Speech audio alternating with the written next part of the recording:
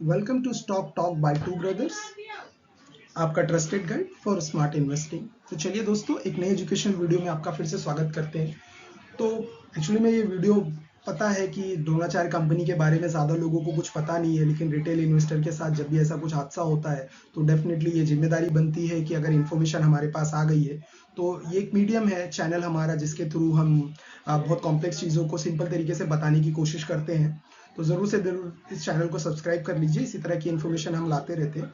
तो आज जो टॉपिक है वो लास्ट में हमने जैसे ओला के बारे में, ओला की केस स्टडी डिस्कस की थी, उसी तरह से इस वीडियो में द्रोणाचार्य एरियल इनोवेशन के बारे में डिस्कस करने वाले हैं, जिस कंपनी ने फिर के प्रोमोटर्स फाउंडर्स ने और कुछ सेलिब्रिटीज का भी नाम आया है सेबी की रिपोर्ट में। कल इवनिंग में सेबी ने अपनी रिपोर्ट पब्लिश की है कि इस कंपनी में फिर से फ्रॉड हुआ है और रिटेल इन्वेस्टर का पैसा जो है वो अमीरों के जेब में फिर से चला गया है। तो मैं कभी सुना करता था अमीर और अमीर होता जा रहा है, तो ये जब से मैं ये एक्चुअली मैं देख पा रहा हूँ कि किस तरह से लोग आईपीओ के थ्रू जो है रिटेलर्स को का पैसा अपने जेब में रख लेते हैं। तो आइए पूरी केस स्टडी डिस्कस करते हैं इस बारे में। बता दें आपको, हम सेबी रजिस्टर्ड एनालिसिस नहीं है, जो भी इन्फॉर्मेशन पब्लिकली सोशल मीडिया पे अवेलेबल है वो काफ़ी बड़ी होती है, तो उसको हम छोटा सा करते हैं और सिंपल भाषा में आप लोगों तक पहुंचाने की कोशिश करते हैं। तो ज़रूर वीडियो को लाइक कीजिएगा, इसलिए इससे मुझे और हमारी टीम को जो है मोटिवेशनल मिलता है। इस तरह की इन्फॉर्मेशन सिंपल करके, ब्रेक करके, छोटी छोटी पार्ट्स में आपको शेयर करते हैं। तो चलिए, आप इस कंपनी के पहले फाउंडर्स से एक बार मिल लेते हैं। प्रतीक श्रीवास्तव, निकिता श्रीवास्तव, ये जो फाउंडर है इस कंपनी को इन्होंने 2019 में स्टैब्लिश किया था। और पता नहीं इन्हें क्या हुआ, नवंबर 2022 में इन्हें एक आइडिया आया कि चलिए फिर से एक बार रिटेलर्स को बेवकूफ़ बनाते हैं। तो बेवकूफ़ बनाने के चक्कर में इन्होंने एक पब्लिक लिमिटेड कंपनी है, मतलब एक इंस्टा फाइनेंस लिमिटेड कंपनी है, इंस्टा फिन कैपिटल नाम की, जो एक्चुअली में ब्रोकिंग का काम करती है। अगर किसी कंपनी को इन्वेस्टर चाहिए तो वो लाके देती है। एनबीएफसी कंपनी है, लेकिन फिर भी ये लोन प्रोवाइड करती है, तो जो भी अपने टर्म्स एंड कंडीशन पे। तो ये लोग जो है वो द्रोणाचार्य के फाउंडर्स जाके इनसे मिले और इन्होंने एक आइडिया सोचा कि किस तरह से रिटेल इन्वेस्टर को बेवकूफ़ बनाते हैं। तो फिर यहाँ से टोटल जो है कहानी नवंबर 2022 से शुरू होती है। अभी ये कंपनी पब्लिक लिमिटेड नहीं बनी थी। 2022 में इन्होंने डील की। कुछ सेलिब्रिटीज का नाम भी सामने आया है, जैसे कि आमिर खान है, रणबीर कपूर है। इन लोगों से इंस्टा फिन कैपिटल के ये जो कंपनी के मैनेजमेंट है और द्रोणाचार्य कंपनी के मैनेजमेंट, उन लोगों ने मिला, उनको आइडिया बताया है कि चलिए बेवकूफ़ बनाते किसी तरह से रिटेल इन्वेस्टर्स को। तो एक आइडिया के थ्रू इन्होंने क्या किया, नवंबर 2022 में काफ़ी हल्ला मचाया कि हम अपना आईपीओ ला रहे हैं, हम ड्रोन बनाने वगैरह वाले हैं। लेकिन ये कल इवनिंग में क्या हुआ कि आप देख लीजिए स्क्रीन पे, ये तकरीबन 209 का हाई लगा चुका है और आज जब मैं वीडियो रिकॉर्ड कर रहा हूँ तकरीबन 40 से 42 रुपए की इसकी स्टॉक प्राइस रह गई है। वो ये कैसे हुआ, पूरे 2 से 3 सालों में, यही एग्जैक्टली जो है केस स्टडी है। सारा डॉक्यूमेंट है यहाँ पे आपकी स्क्रीन पे, अभी आगे डिस्कस करने वाले हैं। सेबी ने जो केस स्टडी पब्लिश की है उसके बारे में अभी बात करने वाले हैं। तो एक्चुअली शुरुआत कैसे हुई कि द्रोणाचार्य की कंपनी के फाउंडर जो है वो मिले इंस्टा इंस्टाफिन कैपिटल के साथ, और ये लोग जाके मिलते हैं सेलिब्रिटीज के साथ या बड़े बड़े इन्वेस्टर के साथ। अशोक शर्मा जी का भी इन्वेस्टर का नाम है, वो बाहर आया है इसमें। तो इनका एक प्लान आया कि हम आईपीओ लाने वाले हमारी कंपनी का, तो अगर कंपनी का प्रॉफिट ऑपरेट करते हैं, अगर देखते हैं 2023 में 4 से 5 करोड़ के आसपास में ये कंपनी मार्जिन पे ऑपरेट कर रही थी, फिर भी इन लोगों ने मिलके 32 करोड़ का आईपीओ लेकर आया है, और जिसको काफी सब्सक्रिप्शन भी दी गया, 262 गुना का सब्सक्रिप्शन भी मिला था उस वक्त में। ठीक है, और ये कंपनी की जो लिस्टिंग हुई थी वो 100% के आसपास से हुई थी। इसके बारे में भी आगे बात करने वाले हैं। तो एग्जैक्टली इन्होंने अफवाह कैसे फैलाई होगी उस बारे में पहले बात कर लेते हैं। तो क्या किया दोस्तों कि ये जाते हैं, फिर सोशल मीडिया पे, अब सेलिब्रिटी आ गया ना, तो सबका रिटेल इन्वेस्टर का भरोसा डबल हो गया, क्योंकि हमारे रिटेल इन्वेस्टर की प्रॉब्लम क्या है, एनालिसिस नहीं करते, इसकी सुन के उसकी सुन के सब कुछ इन्वेस्टमेंट कर देते हैं। हरा कैंडल देख के खरीद लेते हैं, लाल कैंडल देख के बेच देते हैं। फिर से इस बार इस कंपनी ने भी इसी का फायदा उठाया, रिटेल इन्वेस्टर की कम नॉलेज होने का फायदा उठाया, और क्या किया, आते हैं ये मार्केट में बताते हैं कि देखिए आमिर खान ने, रणबीर कपूर ने भी हमारी कंपनी में इन्वेस्ट किया है, ड्रोन जो है फ्यूचर है और हम ड्रोन बनाने वाले हैं हमारी कंपनी में। तो इस तरह से आईपीओ को जो है वो बम्पर लिस्टिंग लग जाती है, बम्पर लिस्टिंग लग जाती है। 262 टाइम सब्सक्रिप्शन हो जाता है, 90% के प्रीमियम पे भी खुलता है, और 102 रुपए के आसपास में ये प्राइस जो है जाके ओपन हो जाती है। जबकि कंपनी ने प्राइस बैंड क्या इशू किया था आईपीओ लाने से पहले, 52 और 54 रुपीज का, लेकिन हम रिटेल इन्वेस्टर ने क्या किया, 102 पे जाके ओपन किया। 90% लगभग ओवर तो जाने दीजिए, 262% गुना सब्सक्राइब हो गया है, और 102 रुपए के आसपास में ये जाके खुल जाती है। सब कुछ इनका प्लान इनको सक्सेस होता हुआ दिख रहा था। लेकिन यस दोस्तों, 32 करोड़ 4 करोड़ के प्रॉफिट मार्जिन की कंपनी 32 करोड़ का आईपीओ है लाई है, तो कुछ तो दिखाना पड़ेगा ना। फिर वही अमीरों को स्कीम, गरीबों का पैसा अमीरों की जेब में चला गया इस आईपीओ के थ्रू। तो अब क्या है, डायरेक्ट बेवकूफ नहीं बना रहे, अब एक सिस्टमेटिक के थ्रू लोगों को बेवकूफ बनाया जा रहा है। लगभग इस रिपोर्ट से हमें तो अभी तक ये क्लियर हुआ है। ठीक है दोस्तों, अब आगे देखिए, अब आगे बात करते हैं। अब अगर 32 करोड़ का आईपीओ लाना है तो कुछ तो बताना भी पड़ेगा ना। तो इन लोगों ने शुरू किया, फिर आमिर खान का नाम लिया, रणबीर कपूर का नाम लिया, बड़ी बड़ी बातें करने लगे, कॉर्पोरेट अनाउंसमेंट करने लगे अपनी वेबसाइट पे, आमिर खान और रणबीर कपूर के बारे में भी बात करने लगे। इन लोगों ने इन्वेस्ट किया। तो फिर हम रिटेल इन्वेस्टर कहाँ पीछे रहने वाले थे, जाके सीधा आईपीओ की लिस्टिंग जो दी वो 102 रुपए के आसपास में दे दी 100% का। अब प्लान तो एकदम सब कुछ सक्सेस दिख रहा था, लेकिन कंपनी के जो प्रोमोटर्स थे ना, वो अभी भी 100% लिस्टिंग गेन से खुश नहीं थे।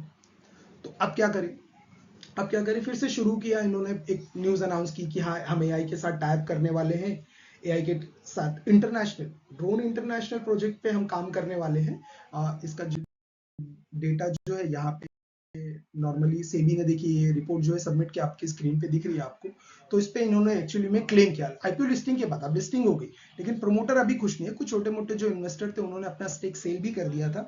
तभी अगर आप देखेंगे ना चार्ट पे, 102 की लिस्टिंग के बाद तकरीबन प्राइस 90 रुपए के आसपास में आ गया था। अभी आगे चार्ट देखते हैं, 90 रुपए के आसपास में आ गया था। तो ये होने के बाद से प्रोमोटर्स को शांति नहीं मिली, सिर्फ 100% का गेन है, थोड़ा और बेवकूफ बनाते हैं रिटेल इन्वेस्टर को। तो इन्होंने फिर एक नया पैतरा खेल दिया कि हम इंटरनेशनल प्रोजेक्ट पे काम कर रहे हैं, ड्रोन में, न्यूज मीडिया को बड़ी बड़ी खबरें आने लगी। मतलब धमाल मचा दिया गया चारों तरफ कि भाई हम बहुत कुछ करने वाले हैं, अरबों की कंपनी खड़ी कर देंगे। तो जाते जाते रिटेल इन्वेस्टर खरीदना शुरू किया, कंपनी का स्टॉक प्राइस 150 के आसपास में पहुंच गया, 102 रुपए के हिसाब से। अभी भी वो लोग खुश नहीं थे। और सबसे बड़ा वीकनेस हम रिटेल इन्वेस्टर के बारे में ही बताना चाहूंगा कि उन्होंने एनालिसिस नहीं कर पाते हैं और डायरेक्ट यहाँ वहाँ की बातें सुन के इन्वेस्ट कर देते हैं। अब यहाँ पे क्या हो गया, शेयर तो डबल हो गया। फिर सेलिब्रिटी वगैरह जो आमिर खान है, रणबीर कपूर है, जिनका नाम सामने आया है, उन लोगों ने एग्जिट कर दिया है। एडवाइजरी फर्म जो थी इंस्टाफिन है, उसने भी फिर फाइनली एग्जिट कर ही दिया, 168-172 रुपए के आसपास में एग्जिट कर दिया। 202 रुपए का प्राइस था तकरीबन, तभी चल रहा था, और 168 रुपए के आसपास में इन लोगों ने एग्जिट कर दिया। अब बस ये वीडियो समझ लीजिए कि आज अफसोस के साथ ही बनाना पड़ रहा है, क्योंकि लास्ट टाइम भी ओला में जो है रिटेलर फंस गए, इस बार फिर से द्रोणाचार्य में भी रिटेलर फंस गए। इसलिए दोस्तों हम हर वीडियो में जब भी हम बात करते हैं आपसे रिक्वेस्ट करते हैं कि प्लीज प्लीज आप अपनी भी एनालिसिस कीजिए, यहाँ की सुन के वहाँ की सुन के आप पैसा, आपके हार्ड अर्न मनी इन्वेस्ट मत कीजिए। ठीक है, अब आगे इस बारे में बात करते हैं कि क्या एग्जैक्टली ये सब शुरू कैसे हुआ था। तो इन लोगों ने क्या ऑफर दिया था इनके इन्वेस्टर्स को, इनके फाउंडर जो है द्रोणाचार्य के, क्या इन लोगों का आइडिया क्या आया था कि सेलिब्रिटीज जो है उनको 6 शेयर, 1 शेयर के बदले 6 शेयर दे दिए जाएंगे। फिर फिन को भी लगता है कि यही सब कुछ जो है इन्फॉर्मेशन दी गई थी। फिर उसके बाद में एक और खबर आई कि 99 रुपीज, मतलब अगर किसी के पास 1 शेयर है ना, उसको और 99 रुपीज 99 शेयर दिए जाएंगे एज अ बोनस। तो मतलब आप समझ रहे ना दोस्तों, पूरी तरह के सब गड़बड़ करने का प्लान पहले से ही चल रहा था। पहले 1 शेयर के बोनस पे अनाउंस किया कि 6 शेयर मिलेंगे, फिर 1 शेयर के बोनस, उसके बाद 1 शेयर के बोनस पे अनाउंस किया कि 99 के शेयर मिलेंगे। ये सेबी की रिपोर्ट आपके स्क्रीन पर जो है वो झलक रही है। तो उन लोगों के पास क्या हो गया कि जो इन्वेस्टर्स है ना, वो तकरीबन ना के बराबर कचरे के भाव में उनके पास जो है वो स्टॉक जो है होल्ड करके बैठे थे। एवरेज कॉस्ट जो है लगभग ना के बराबर ही पहुंची होगी आईपीओ की, जिस तरह से आप बोनस देख ले इशू कर रहे हैं ये लोग, उस हिसाब से। अब इन्वेस्टर से 30 करोड़ ले लिए गए, और 32 करोड़ के आसपास में जो यहाँ से भी ले लिए गए आईपीओ लिस्ट करने के बाद। अब 60 करोड़ का, अब इतना पैसा आया है तो कुछ दिखाना पड़ेगा ना, नहीं तो सब कुछ गड़बड़ होने लगेगी। अब गड़बड़ के चक्कर में इन लोगों ने क्या किया, एक जो है प्रेस नोट रिलीज करते हैं कि हमने जो है 10 करोड़ जो है एक माइक्रो इंफ्राटेक की कंपनी है, उससे एसक्यूएल सॉफ्टवेयर बनाया जा रहा है ड्रोन के लिए, उसको हमने दिया हुआ। तो यहाँ पे सेबी की एंट्री हो जाती है। सेबी ने इन्वेस्टिगेशन किया। यहाँ पे सेबी की भी तारीफ करना चाहूंगा कि उन्होंने सिर्फ द्रोणाचार्य की एरियल इनोवेशन कंपनी की बातों पे भरोसा नहीं किया, ये गए माइक्रो इन्फोटेक का बैंक बैलेंस शीट सब चेक की, तो वहां पे देखा कि अलग अलग बेनामी कंपनी में वो 10 करोड़ रुपए ट्रांसफर किए जा चुके थे। मतलब कोई सॉफ्टवेयर वगैरह डेवलपमेंट कुछ भी नहीं हो रहा था, और वो जो माइक्रो इंफ्राटेक कंपनी थी उसने फटाफट से 10 करोड़ उठाए और यहाँ वहाँ बेनामी कंपनियों में आगे बांटना शुरू कर दिया। ठीक है, तो अभी भी कहानी यहाँ पे रुकी नहीं है दोस्तों, अब आगे बात कर लेते हैं। अब इन्होंने तो सेबी को बताया कि भाई हम 1.5 करोड़ का सॉफ्टवेयर बना रहे हैं, उसकी बैलेंस शीट में एंट्री कर दी, लेकिन ट्रांसफर 10 करोड़ किए थे, उसकी बैलेंस शीट में कोई इन्फॉर्मेशन नहीं थी, एग्जैक्टली कुछ बन ही नहीं रहा, तो ये एंट्री भी नहीं कर पाएंगे ना। तो वही हुआ, फिर माइक्रो इंफ्राटेक के बारे में बात हुई तो वहां पे पता चला कि वहां पे भी घपला है। फिर आगे इन लोगों ने क्या किया दोस्तों, 10 करोड़ रुपए जो है फिर से अव्यम साइनर्जी के नाम पे ट्रांसफर किया गया, ये बताने के लिए कि कुछ उनसे सर्विसेज ले रहे, सॉफ्टवेयर जो बता रहे थे एसक्यूएल उसका डेवलपमेंट कर रहे थे। बाद में जब सेबी ने और भी छानबीन की तो पता चला कि ये जो नई वाली कंपनी है अव्यम साइनर्जीज, इसके भी डायरेक्टर जो है यही लोग निकले जो द्रोणाचार्य के हैं, ठीक है।